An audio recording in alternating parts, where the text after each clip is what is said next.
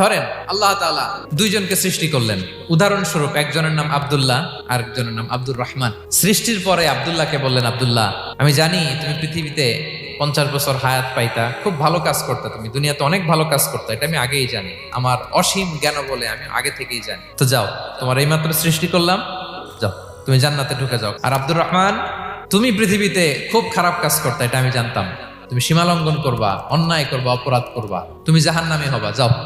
যেহেতু আমি জানি পরীক্ষার আর দরকার নেই, তোমারে জাহান্নাম দিয়ে দিলাম, যাও ঢুকে যাও। সে বলবে, আল্লাহ এই মাত্র আমারে বানাইলেন, সৃষ্টি করেই বলতেছেন তুমি জাহান্নামে যাও, আর বলতেছেন আমি জানি দুনিয়াতে পাঠালে তুমি খারাপ কাজ করবা, তুমি জাহান্নামী হবা, পাঠানোর আর কি দরকার, আগে থেকেই জাহান্নামে যাও। আল্লাহ আপনি জানলে জানতে পারেন, আমি তো জানি না, ঠিক কিনা বলেন?